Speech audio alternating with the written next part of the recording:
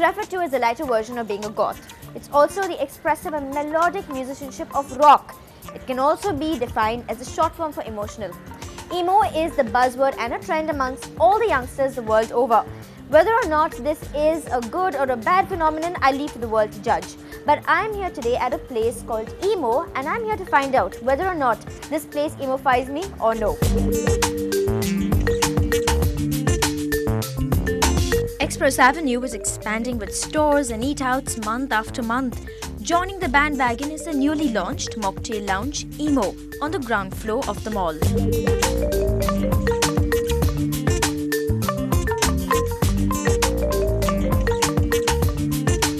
Now, first impressions of the place, I think it's definitely not goth, it's hippie. More like punk rock, but a slightly more tenderized version of it, if I may say. I really like the spinning bar stools. It's really interesting, except I'm a little skeptical on how long a person can sit on this. Otherwise, I think the place is chic and it does light up after dark.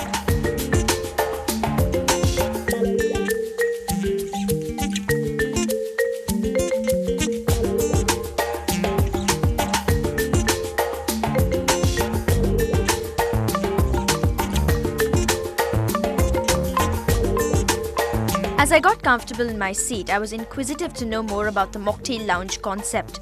Is it like an orientation for youngsters to get into the actual pub culture?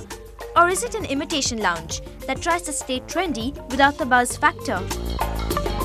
It's my idea to bring up Emo, nothing but a non-alcoholic pub, and it's a first kind of in the city as well. The concept of Emo is nothing but we are attracting the young crowds, mainly the youngsters in the colleges, in the schools and all.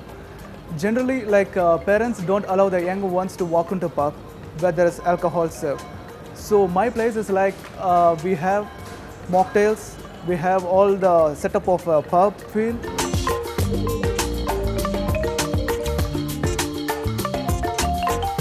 The menu does have a selection of drinks from soda pop, smoothies, juices and more. I wanted to try the iced tea, so I opted for an African iced tea believed to have the herb rooibos, which is an antioxidant. Sounds healthy. And to give my flavors a spin, I'm also going to have a smoothie, Devil's Chocolate.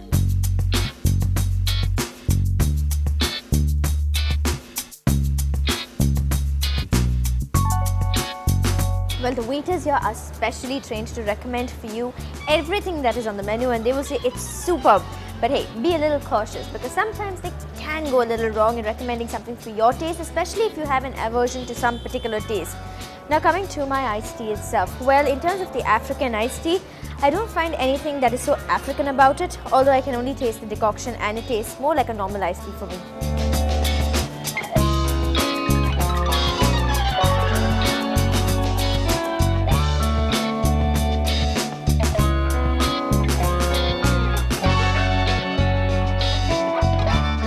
While on one hand the iced tea was insipid to my taste, the Devil's Chocolate made up for it with its rich, creamy, dark, chocolatey flavour. Although again, it was not one of those wow orders. If you're not parched for a drink, try out the shisha instead, another attraction for the customer. But see, Emo is not only about the drinks, it's also about the food. Now the menu over here has like from finger foods to your main courses. It's all not messy and I think it's all created, I guess, to keep things easy going. Now, I've taken a quick look at the menu and I think I'm kind of going to go with the beef angles.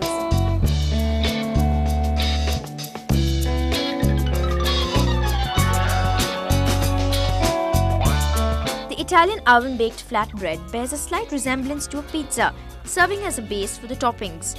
In this recipe, it was a fusion of Italian bread with some spicy Indian beef and a few kernels of sweet corn. Quite a daring move there. All this baked and served with a blob of melted cheese. Well, I have shifted my position from the spinning bar stools because you can't really sit on it for too long. I've also got my next course here, which is the beef angles, and I must say, presentation can really improve to get a couple of more brownie points with the customers.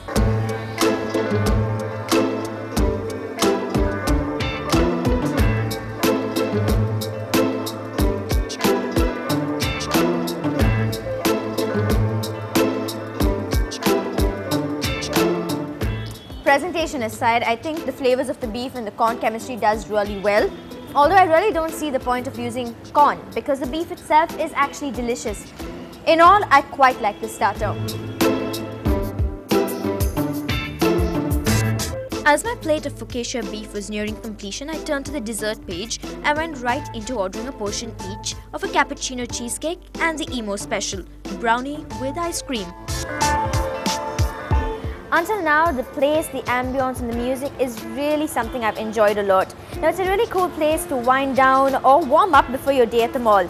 Now, I like to quote Epicurus on this when he said, we should look for someone to eat and drink with before looking for something to eat or drink. Well, basically what I'm trying to say is, with company, this place is really a cool hangout spot.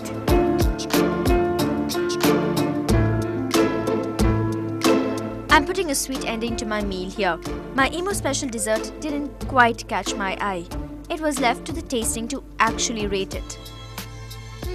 Walnuts, vanilla ice cream. Tasted good. Tasted like any other brownie to me.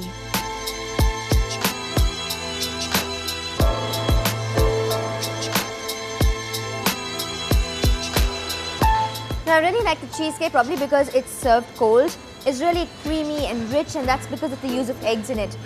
Now, it's really nice to sit outside here, have the wind blow your hair, and to look at people passing by all the while taking sinful scoops of this dessert here.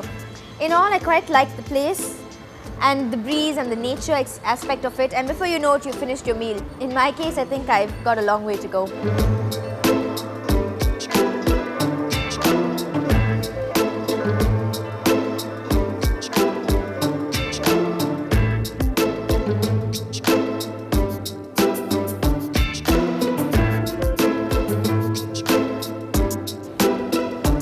Has emo-fied me? Well, there is a lot of scope for improvement in terms of presentation and the general knowledge of the waiters. But the effect and the ambience of this place is really nice. And also the effort from the waiters to learn and to ensure that the customer leaves happy and pleased has definitely made me think that I am at least a little bit emo-fied. Now, here's your opportunity to be on the show and to also come and visit this place. Just remember to send in the answers to this week's competition question. Which of these is the biggest selling restaurant food? A. Hamburgers, B. French fries, or C. Pizzas? Send in your answers to feedback@ndtv-hindu.com and don't forget your phone number.